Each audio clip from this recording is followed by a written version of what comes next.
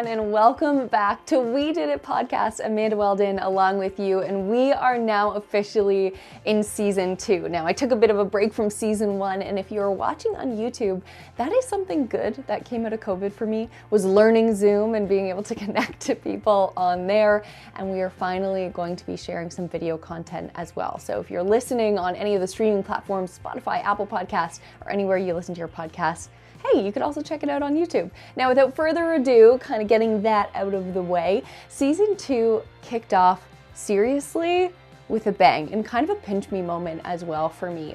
I got the chance to sit down and chat with Amelia Liana, who is one of the people I've just watched on YouTube for such a long time, but also looked up to.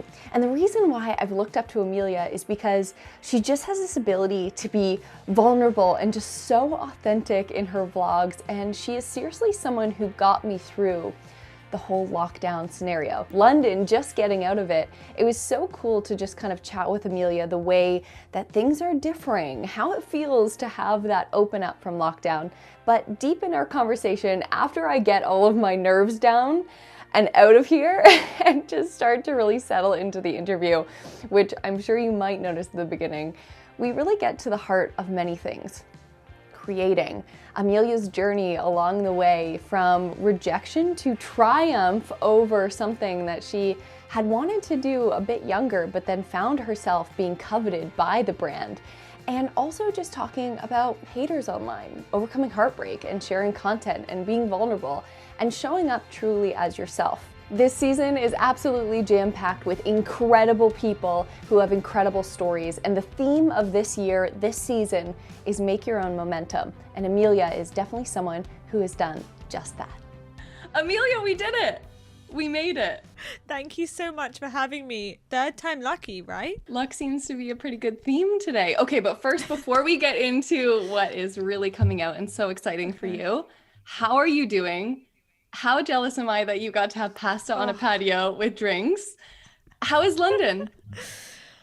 First of all, I'm thinking about anyone else in lockdown because it was touch and go if I was going to get through that. And even though, I was with my mom, I was in the country, I was with the dogs, having your freedom kind of taken away like that is so tough. And not having any, we live in a world where you have so much choice, in normal times, quote unquote normal times, you have so much choice. What restaurant should I go to? What should I do today? We've never been restricted in this way before in our whole lives, basically. Yeah. And I don't know about you, but I found it so challenging. I'm such a social person, and to not be seeing people all the time, or also even when you're speaking to people or you chat to your friends or whatever, no one has anything to say, so you end up kind of speaking less because no one has anything to talk about. It's so true. I remember in real life, people would be like, okay, check on your introverted friends. And now in lockdown, they're like, oh my God, check on your extroverted friends. It's so true.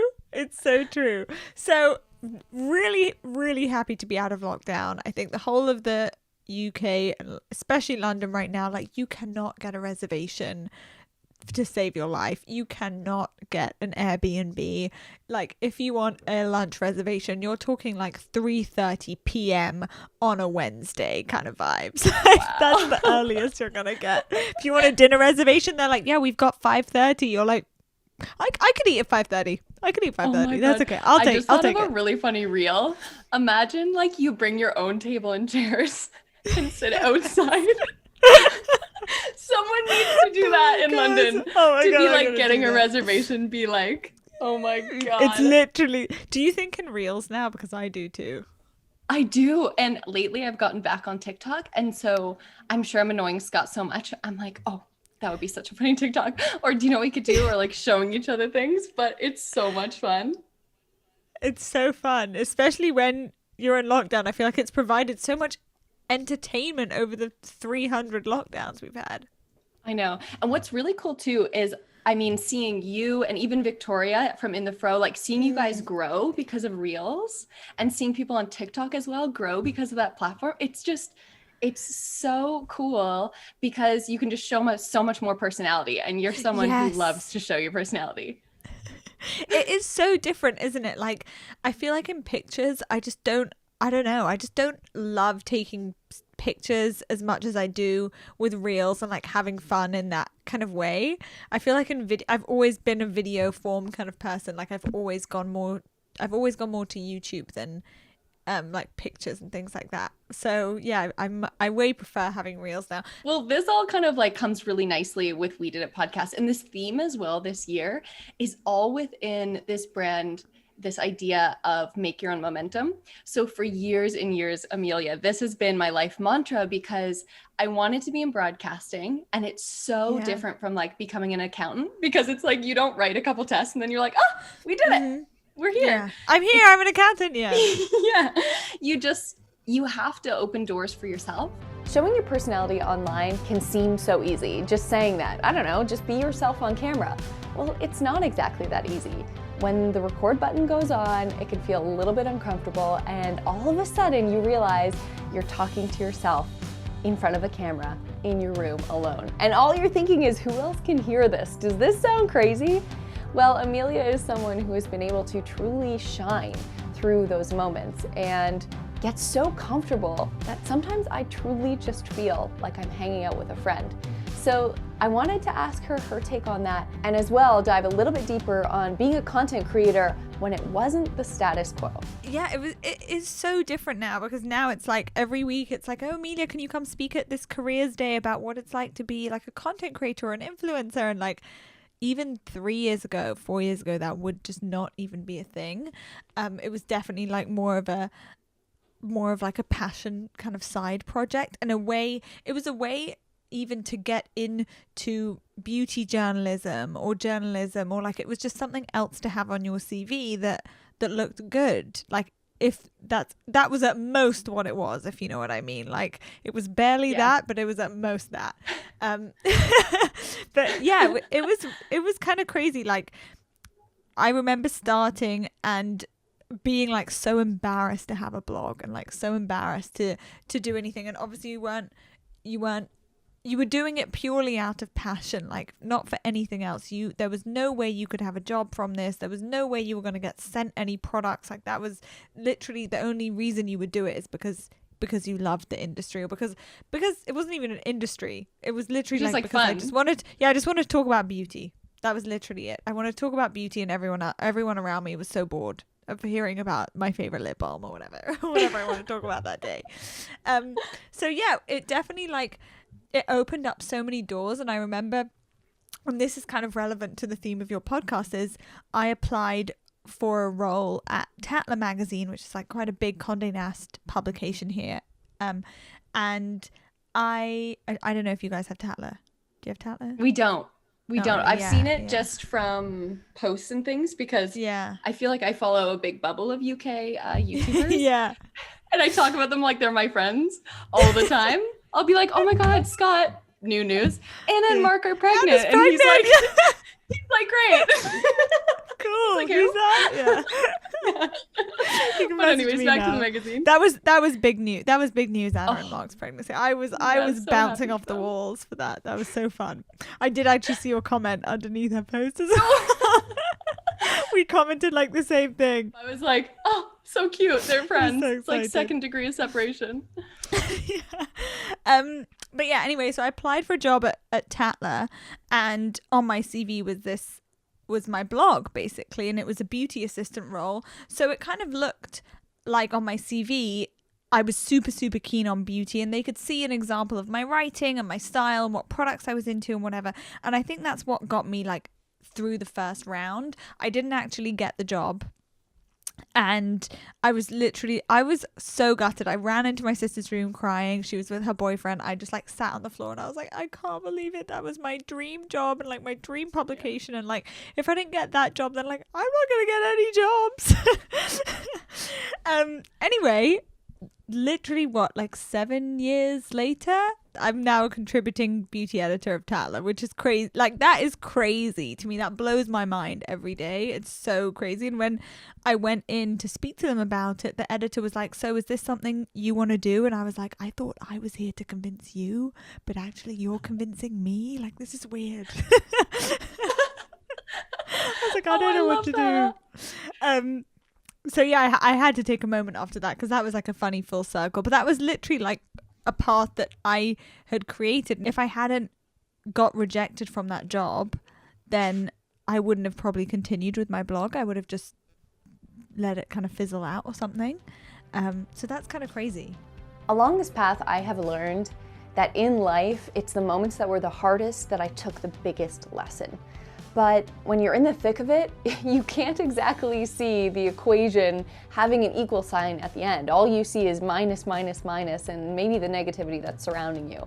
However, on the plus side of things, to just totally round out that equation analogy, there are so many lessons that we take out of the tough times, and it's how we deal with those that we can really turn it into our own momentum piece. I love that because I've found that as well so much along my own journey, is that anything I didn't get was so gutting at the time. But I look back and I'm like, oh, thank goodness. Thank God, yeah. Thank goodness it's I amazing. didn't get that. It is amazing. What's your version of that? Something like that where you're like, oh. Yeah, so originally when I went to school, I went to university for science and I played volleyball and like that was my life, and it was environmental science and biology. And then eventually I just decided I really love broadcasting. Like anytime I saw a friend who was doing it, I had two gals who were doing it, and I was just so envious. And I started learning that envy is a North Star. It truly is. Like you are envious of someone doesn't mean you can't support them, but you have to listen to that burning part inside of you. And so I ended up taking. I love that. I've never heard that before. Like think about it though. Anytime I'm sure if you saw someone collaborate with a big brand, you're like, I'm so envious. I'm so happy for you, but I've got to get my butt in gear because this is something I want. That's what I want. Yeah. Wow. Yeah. So I took a year off in between university and college because I actually went back for a second degree. I went back for journalism, new media to like get the check and learn all the things. Okay. And in between then, I started up a YouTube channel called The Marauder Report because I went to McMaster and we were the McMaster Marauders. And I started it with my friend who was on the football team. And basically what we did was we like made a YouTube channel where we just like interviewed our friends and like talked about what happened in sports that week. So that was like such a make your own momentum thing because it was like, there are no doors open right now. So how can I start creating something? So you made your own. Yeah. Yeah. And I would do like little sideline, like whenever our local cable network would cover the university sports, now that I had graduated, I would like do the live color and do stuff like that. And from there, I applied to school and all of these things. And there were some things that happened, like I didn't end up getting the in-arena in-game hosting for our local, basically CFL team. It's like the NFL in the States is CFL in Canada. And I didn't get that. And I was so upset and everything. And I had ended up getting this brand journalism job where I was creating videos behind the scenes. And it was so good because I learned how to edit. I learned how to shoot. I learned how to do all these things. And eventually I just started networking like crazy. Like people just don't realize how important networking is. And that's why my heart goes out to the kids right now who can't network with people. Yeah. And I ended up just networking like crazy. I met one of the producers of Hockey Night in Canada and I said, hey, this is what I want to do. And I think it's so important as well. I'd love to hear your take on this, but have you ever just had that chance where you've just told people what you want? It's so important. That's one of the biggest tips for people. It's like, don't be shy. Like tell people what you want. And so he ended up putting me up for this audition. I had created a separate YouTube channel. So there was this random point, Amelia, where I had the president of the Toronto Maple Leafs, Brendan Shanahan, watching my YouTube video in an ACC boardroom on how to plan a pool party just because it's ridiculous. Just because they wanted to see my personality before they brought me in for an audition. And I auditioned. I got the Marley's. Oh my God, I like, just got goosebumps. Yes. Marley's is like little brothers of Toronto Maple Leafs. And then so I got that job. And then I had this university degree that was environmental science and biology. And then I auditioned for the Weather Network, which is like our national weather station. And it's like, wow, like everything comes full circle. You know, everything works together. Yeah. It's crazy. God, my mind is blown. That's so crazy. God, how cool. That is so cool. It's been such a cool journey. So has there been a moment where you've kind of put out to the universe or told someone you wanted something and down the line it's kind of come together? Yeah, it's definitely something that like is such an amazing tip for you to share with everyone. And like, I'm so glad you said that, because sometimes it's kind of hard to pinpoint, and also to get that push of like, this is what I want. Basically 100% agree. That's all I had to say. Yeah, I feel like it's definitely something that like over time and with confidence, I've learnt that is the best way forward. Like, no one is a mind reader. No one's going to know what you want. It's definitely something that you have to put out there and ask for. Worst case, someone says no, and then it might be a bit embarrassing, but you'll get over it. It's fine. If you think that showing up online is scary, think about creating a brand, a brainchild, something that you pour your entire heart and soul into, something you think is just supposed to represent you in the world. Well, that is Rami for Amelia, a jewelry brand that she has completely spearheaded on her own. And I wasn't going to leave this conversation without learning a little bit more about the brand that actually connected us online, but as well, just how it all got started. So many exciting things happening for you. Look at your earrings. They are coming out so soon. Look at your earrings. I'm know. so touched. I can't stop staring at them. I literally got a text message today because I was wearing them yesterday in my Instagram stories, and I literally got a message today of someone being like, okay, but never mind all that stuff. Where are your earrings from? Which is so cute. Can you That's so sweet. Tell me all about Rami? I think where I want to start with Rami, if you're open just to talking about the brand, is like, when did you decide this is it? This is what I want to start. This is where I need to take my heart, even though it's so scary. Okay. God, that is hard, because I feel like I've never had the courage to do that up until this point.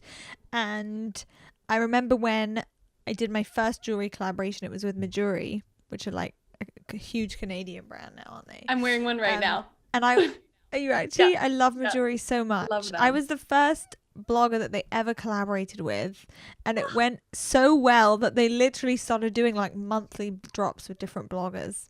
Wow.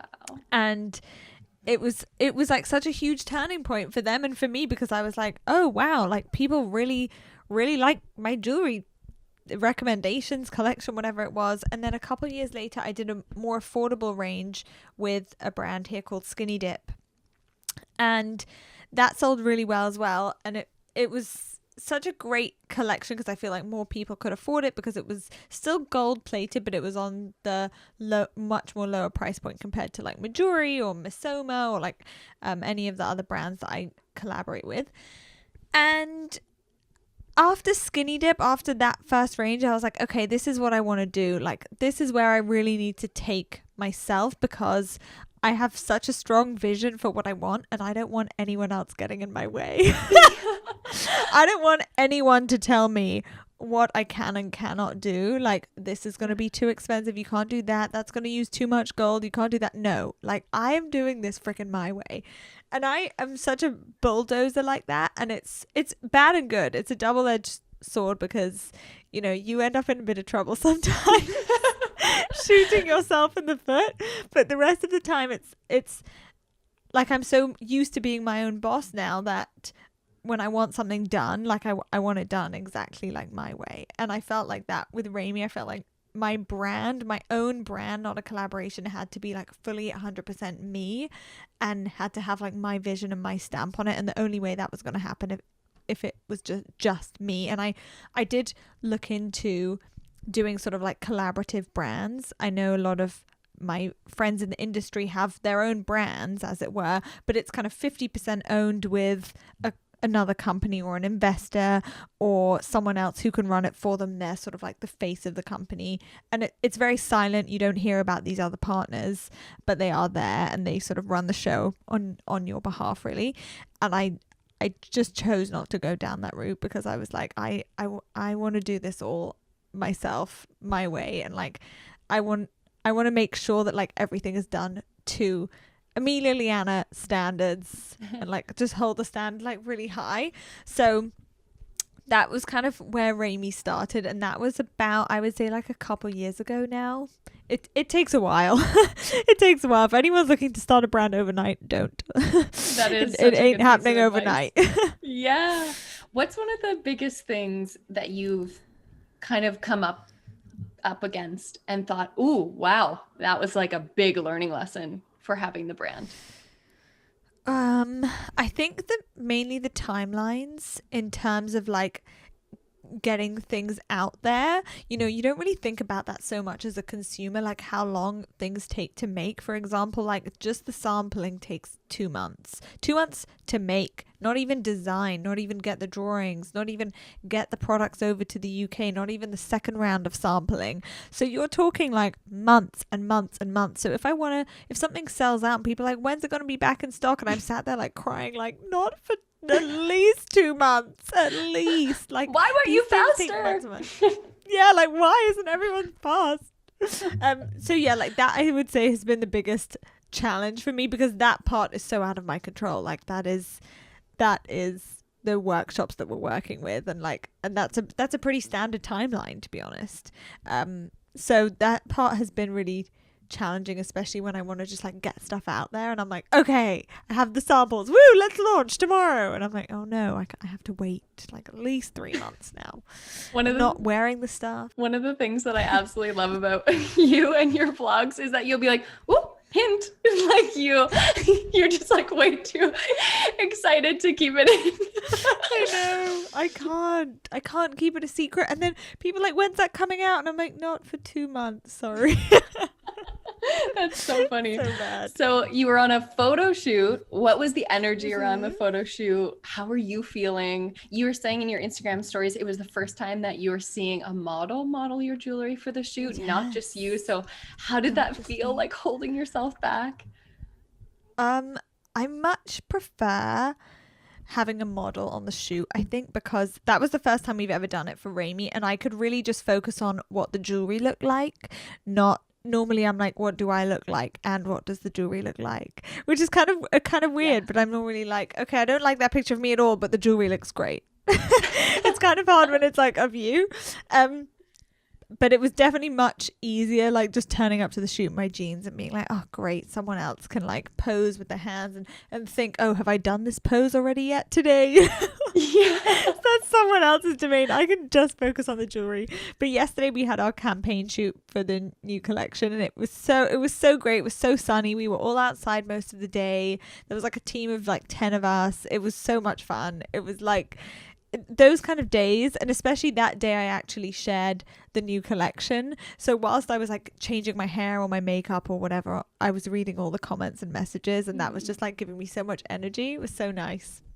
Oh, that's so lovely. When you were showing off the jewelry in your Instagram story, one thing really hit me when I was a little girl and I got my ears pierced for the first time. You always get those little loops, right? Those training ones for your hole. But the very first pair of studs I ever got was a little tiny gold clover. And when you showed off the one, it was like a memory I had totally forgotten.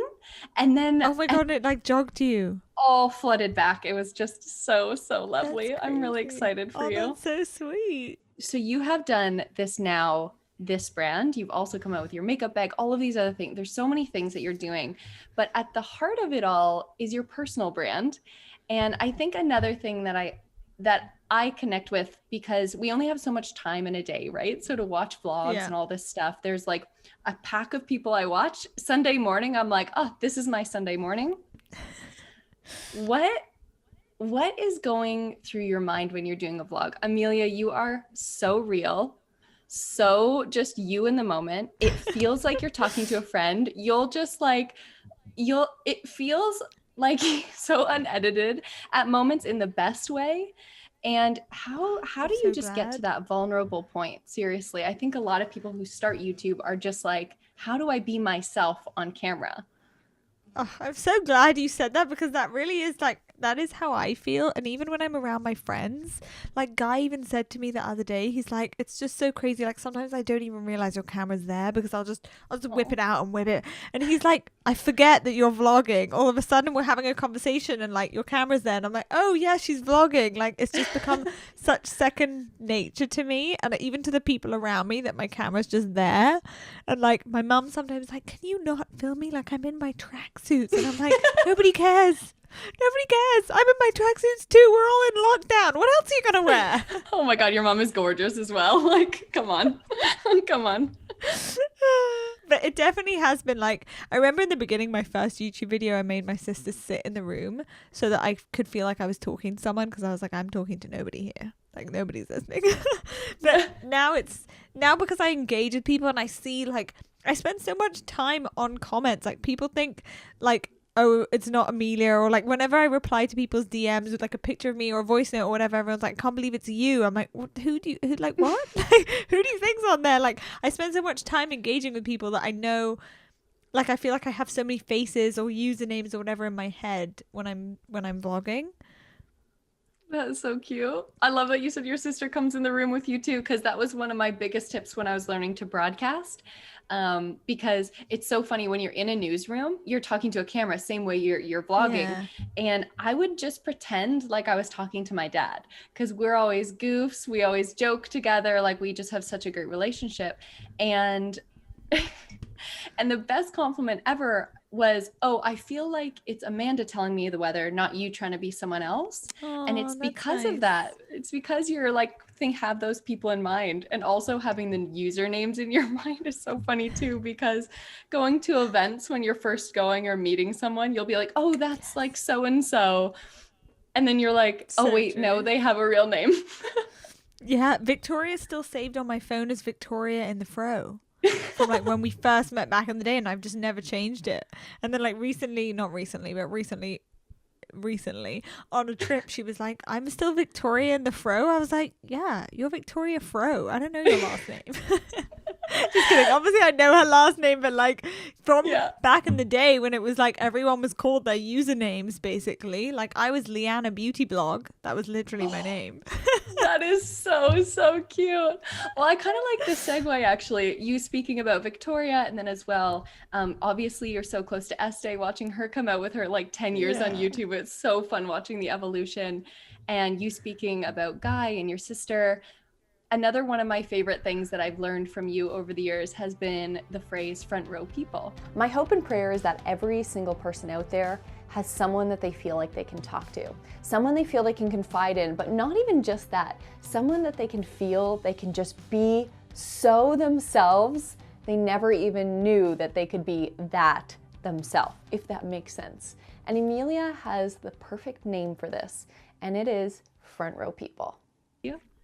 Front row people came about from my coach. Now, this is a bit of a roundabout explanation, but essentially when I was engaged and my engagement fell apart, my coach, Shelley, who I interviewed on my podcast, said to me, you need to just focus on your front row people. She was like, only engage about it with your front row people. The more people you add in, the more noise it becomes and the more gossip it creates, and etc, etc, etc. She was like, identify your front row people. Those are the front row people in your life. You know who they are, and those are the people you confide in. Those are the people you share how you're feeling with. That is it. And that term is the best term ever. It's just so applicable. Like it just makes so much sense. Like I love my front row people, and I feel like that is a term that I've like kept using and using and using all the time. Because I feel like once you know when someone's in your front row, when they really have your back, when like you really meet each other's like understanding, and there's just a no judgment zone, you can just go and say and feel however you want to feel. That is your front row person. They're your besties. They're the people where you sometimes when you're around them, you are like, wow, I have never been this me, or I haven't been this me in so long. I didn't know I could be this me. I just adore that so much. It's really hard to go through life without experiencing some sort of heartbreak, whether that be a relationship, a passing of a pet or a parent, or even a friendship that kind of breaks down. It's just all pieces of having a heart and being a human. Now, both Amelia and I know have gone through really tough heartbreaks, and I know this because of her own podcast, What I Know Now. Now, I also couldn't leave this conversation without connecting and touching base with her on that. Not diving too deep, but wanting to know how she felt being on camera after feeling completely heartbroken, because it's something I struggled with, but I also found that when I was able to tap into my strength and still show up, I almost proved to myself that I was stronger than I could have ever imagined. And this is Amelia's story. On the one way, when you're speaking about, you know, that tough time, turbulent time in life, I remember when I kind of took you through that path of like going through that career stuff, I was also going through this like shattering moment. Like, I feel like I'm getting emotional right now, so I'm just gonna take a breath. But a moment in life where I just, people talk about heartbreak, but there's like a difference when it's like heart shattered. And it was so incredible just to have something for me and to see those moments where, you know, being on camera is tough, and sometimes you prove how strong you are. So another one of my jobs was in arena host for the Toronto Marlies. So basically it's like a stadium of 8,000 people, and you're the person on the screen being like, get loud fan, like you're that like get loud fans person. So if you have no energy inside of you and you're telling everyone to have loads of energy, that is tough. Yeah. And Amelia, I remember like being on the train going to that job, bawling, and like, she not a pretty crier, like I'm a Kimmy K crier. like bawling, and then being like, you know, stiffening up my chin, wiping my tears, and then being like, okay, let's have the best night of our lives, Game you know? face. And it's just like literally game face. And I just want to hear about the moment that you decided, you know what, I need to turn all of this into something positive that can help people, because your podcast has also just, it's changed lives, and you've gotten messages about that. You've put out your own manual about overcoming heartbreak, and that's had to have been so tough to make What I Know Now, but it's probably one of the most amazing things as well that you think about in your career. Thank you. I'm so touched because I've said this before, I cannot go back and listen to those podcast episodes. Like, I would cringe my life away. I shared way too much, like all in the hope that it helped people. Like, I just knew that I was looking for so many resources for heartache, heartbreak, how to move on, what to do. Like, just even a friend that had talked about this kind of online in that sort of like friendly way, that I could feel less alone. And I just didn't, there was literally nothing out there. And I still get messages on a daily basis like, Amelia, I had no idea, never heard of you, but my friend sent you your podcast because my relationship ended, and I just want to say like, thank you so much, or whatever. Like, just messages like that, like so nice. Like, even still, like, and that was almost like a year and a half ago now, that when those first like podcast episodes aired. And I think when I was first looking for all this information, like, it didn't really occur to me like, oh, I could put this out there myself. Like, I definitely wasn't in the headspace for that. But I think the more that I learned about the experience, and the more that I was like, you know what, I'm coming out the other side of this. I'm not fully out of it yet, but there is light when I thought there wasn't light.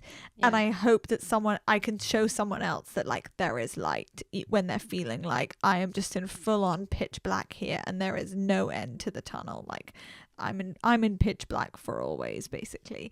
So that was kind of the aim. And I think I brought on my friend Isabella, who's one of my front row people as well, because I just wasn't in the right mental space to fully go there. I needed to feel safe enough to go there, which was why I brought on Isabella, and she'd kind of like behind the scenes be like, it's fine, like you can say that, you don't really go there. Like, I just needed a little sort of like barometer almost of like where I was going and what I was saying, because I didn't want to obviously share too much. I didn't want to paint my ex in a bad light at all. This was all about like healing and heartbreak and moving forward basically, and like how to do that in the best way for you.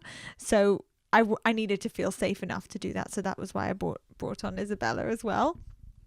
And the feedback has always been amazing. I'm just so glad, because honestly, it was one of the hardest things I ever did. And I don't think I could do it again. I'm definitely never listening to the podcast episodes ever again. It was so nice listening to some episodes with like, you could tell they were your front row people, and I don't know, there's something so special when vulnerability isn't forced. And it's always so amazing when you're on a podcast and then you forget you're on a podcast and you're like, oh my God, what did I just say? But no, I love that. I love that so much. I've said this before in this podcast, but building an authentic voice online can be really tough.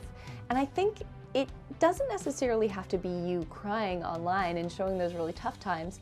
It can also just be those moments where you feel authentically yourself, authentically silly. And when you're in front of your front row people, that's the you that you want to show online. So Amelia has been able to tap into that vein, and I really wanted to learn how. Okay, you have to answer too. Okay. I want to know yours as well.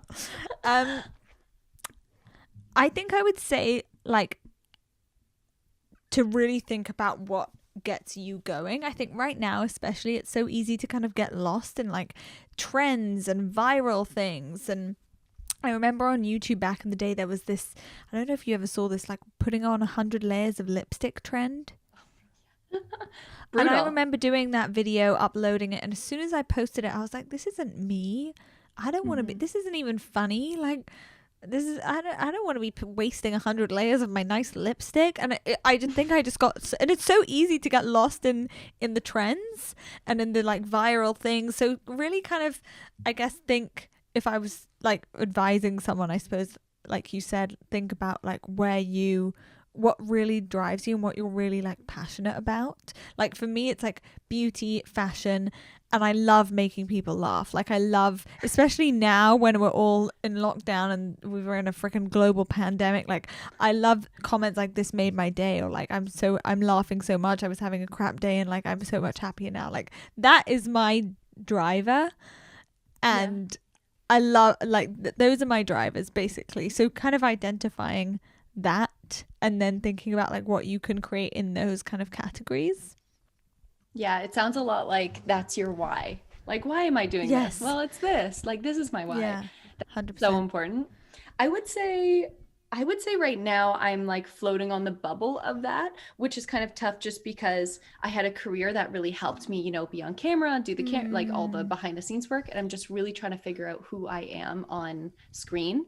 But I think for me, being on kind of this earlier part of this journey in comparison to you is just that, is like, you can't compare your chapter 1 to someone else's, book 5. Yeah. You just got to go day by day. And at the end of the day, if you feel good about what you're putting out there, then hopefully that should be enough. Because if it's not, then there's some inside work that has to be done because you're not feeling enough to share. Yeah.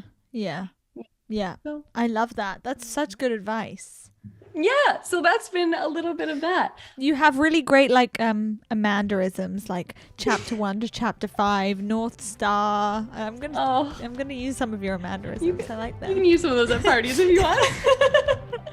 Being online comes with so many different pieces that can weigh you down or lift you up.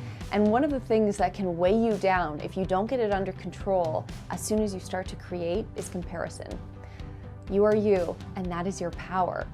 And even if you think that a market is saturated, you should still join, because no one is going to share, create, or move around that circle of people like you will. The UK, I don't know what it is, but I have experienced just watching vlogs from different people in the UK. I'll give you a list of them because I literally love all of these women so much.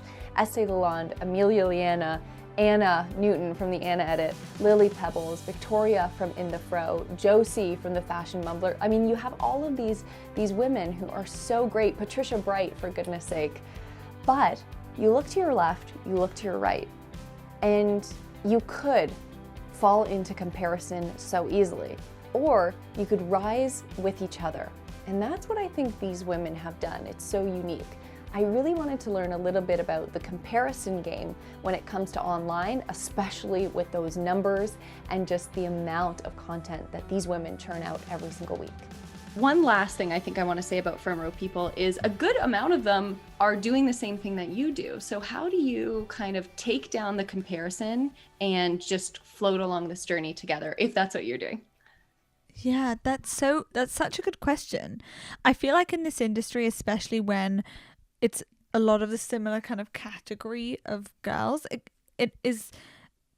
it would make sense that everyone would be competitive. Like, it would make sense. And I think I've been so lucky in finding friends that aren't competitive and that like really support each other. Estee and I, when we met, like there was just never any inch of competition. It was so weirdly healthy. Do you know what I mean? It was like so surprisingly healthy in that way, like especially because everyone's like, oh, well, you're a competitor, and you're like, but we're actually not. Like, everyone sees it like that and says it like that, but like for us in our relationship, it's not like that at all. I think also it depends on how you feel. Like you said, like you can feel jealous of someone, or you could use that for motivation for yourself. Do you know what I mean? I feel like people sense that energy off you. Like, they can tell if you're feeling jealous of them or envious of them or whatever. Yeah. And or if it's like fake. Maybe find that. Yeah, or if it's fake, or maybe find that a bit repelling when you're saying like, oh, I'm so jealous, I wish I had that, or whatever. You know? It's something that like that is quite off-putting for people. And also it's a mirror. I feel like as soon as one person enters a relationship feeling envious or jealous, and it kind of spreads really fast. So yeah, I guess I've been like very lucky in that hasn't been the case like at all. And I think that's definitely down to like choosing people, like being attracted even to people that don't feel like that are really supportive. Like even Victoria and I were messaging yesterday, and she was like, babe, your new jewelry collection looks amazing, it's so funny, it's absolutely nothing like my new jewelry collection. And I was like, can't wait, we can mix and match together. And like just talking like that, and it's like that is what you want from a female friendship, really. Yeah. You want someone who's going to support you. There's room for everyone. Like, you want someone that's going to support you and lift you up and pick each other up when you're down. Yeah. I'm so happy that you found your companion Canadian in Estee. And yes! it's like a guide dog. Like, everyone needs their own companion Canadian. And also, speaking to even you and Victoria, like when she hit 1 million, it's just like, you can tell that the support's there between the two of you, you know, like we grow together, and it's such a lie that you can only do it by yourself.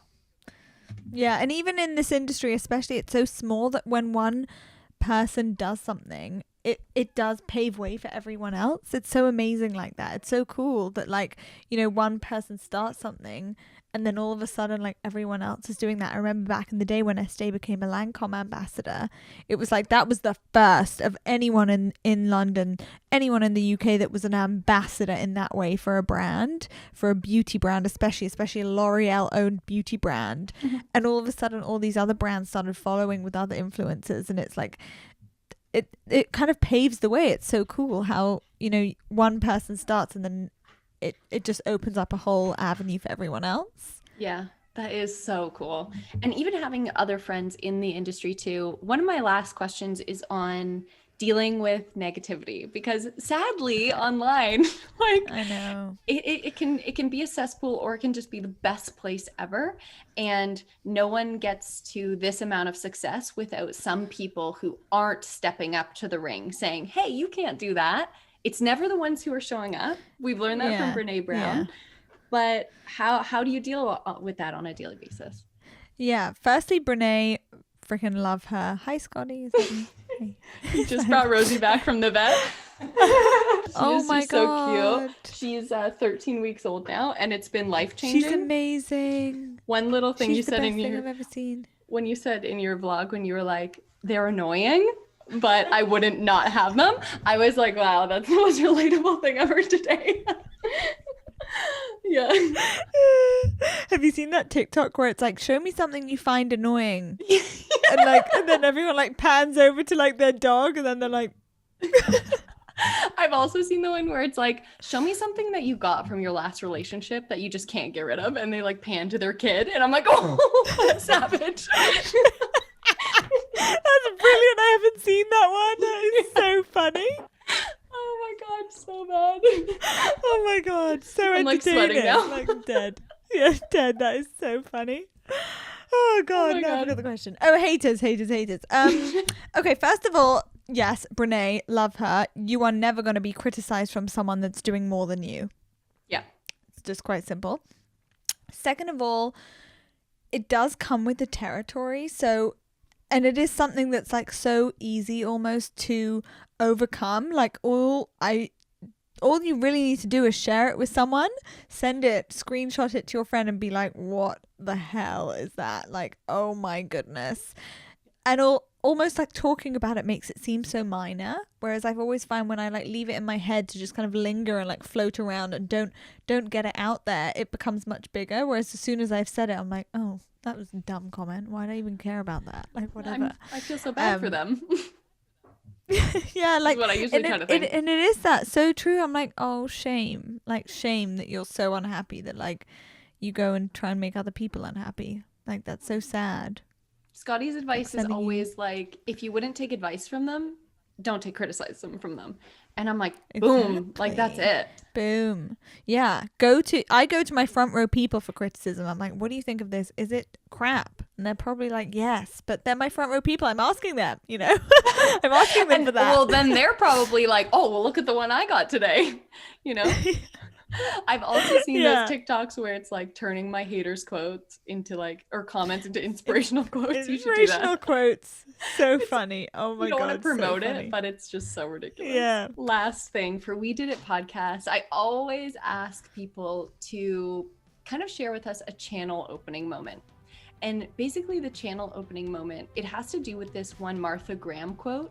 And it's the idea that we all have creative channels and it's not ours to judge. It's not ours to shut off, because if we do shut it off, it'll never exist in the world. And like, what a shame that would be. And so the channel opening moment is essentially like something that you want to leave people after your episode to think about. Ooh. Right? Either it could be something that you've dealt with, something you're reflecting on after lockdown, something that maybe came up in this conversation, anything really. Yeah. Actually, something that didn't come up in this conversation that I felt like would was the whole topic of gratitude and how big of a shift that is. Like when you're kind of like thinking and acting and feeling in gratitude, how much everything around you in the world shift. I really thought we would get on there today. I don't really know. Well, I don't really know why I just got that vibe. We didn't. But that is probably something that I try, especially now when it's like, it's so easy to be moping around all day kind of vibes, when we're like, okay, there's another day of doing exactly the same thing as we've done for the past year. Especially now, like it's so easy to go down there, to kind of get in that shift of like feeling grateful, thinking about what you have to be grateful for, like doing that kind of like affirmation for yourself so that you can grow and actually like fill your tank and actually like thrive in your day. Basically, that would be probably my channel. I wouldn't say moment, but like conversation, daily sort of front of your mind thought. What are you most grateful for today? Oh my God, this podcast has been so fun. Like, I'm grateful. Like, I already think of you as a friend, and I'm like, is it embarrassing to call Amanda a friend on my Instagram stories when we've never met? No, but that's it though. It's so funny because that, like how I was saying, oh, Anna and Mark are pregnant. It's so weird because you just let people in your life. And I also really think about this whole creator thing around the world. It's like a club. It's like the same kind of people join the club. And then you're just like, oh, hey, like, welcome to the club. I love it. So true. Scotty's uncles live in the UK. And so many times when you're like, oh, I love this restaurant, I'll screenshot and be like, have you like been here? Or like, let's talk about this. Or so our next trip was going to be to the UK, but now they're moving to the south of France. So I was like, is it weird if I was like, Amelia, would you want to go for lunch if I'm in the UK? I mean, that's Not at all. Oh my God. I would love that. I mean, the UK is pretty big. London, yes. yeah. London. They're in London. Like if I'm in the UK, I'm like, depends where. That's so true. That's so true. People make that mistake about Canada all the time. Yeah, like I'm coming to Canada. You're like, whereabouts exactly? It's the second biggest country in the world. Yeah. So funny. Yeah, like that is what I'm most grateful for today. Like I love meeting people and like finding people I have similar interests with, can have fun conversations with. And like I probably would never have found your profile if you hadn't bought Raimi, so I'm so grateful for your support and like you tagging the brand and everything. Like that was so nice. And then I got to find your profile. That was like such a bonus from it. Oh, that's so nice. It is so funny because that day I was like, oh my God, Scott, you won't believe what just happened. And I think that is a good tip actually for anyone who is creating or wants to get into creating. If there's a brand you really want to work with or a brand you admire, like do stuff for their brand. You know, I always like just supporting creators, fellow creators I like, because I mean, we're always creating content for free. So it's just so nice to see something come to fruition from their own like head. But yeah. Amelia, thank you so much. This has been so lovely. Thank you so much. This has been amazing. I'm so touched you asked me to be on your podcast. I'm so sweet. So thank you so much for having me. So that's it. That's all, you guys. That was our first episode of season 2. I am so thrilled, so honored, so heartened that Amelia took an entire hour out of her day. I know I can only really imagine how much work that was. I want to give an absolutely shining shout out as well to Pia Brown, who was my main contact to really chat with Amelia and get this all organized. We had the funniest just exchange of figuring out this time and the time change. And she was just an absolute superstar. So Pia, thank you so much. You can find Amelia's channels on Instagram and YouTube by just simply typing in Amelia Liana. I will put it down in the show notes. And as well, if you're as curious and in love with Raimi or curious about any of the extra launches that are coming out, it's at Raimi Collection on Instagram, and I will also link the website where you can check out everything new. I suggest following along with Amelia's story as well, because sometimes she'll give you the sneak peek. She just gets so excited and you're just gonna be in the know for anything that comes up Raimi-wise. My name is Amanda Weldon. Thank you again for listening, watching. If you made it this far, you can also follow along with me at Below the Blonde on Instagram. And I also am going to be rebooting that Instagram account for We Did It Podcast. And it's just that, at We Did It Podcast on Instagram. Give us a thumbs up, rate and review our podcast on Apple Podcasts, and I hope I see you in the next one. The goal of this week, this month, this year was to reboot season 2, and guys, we did it.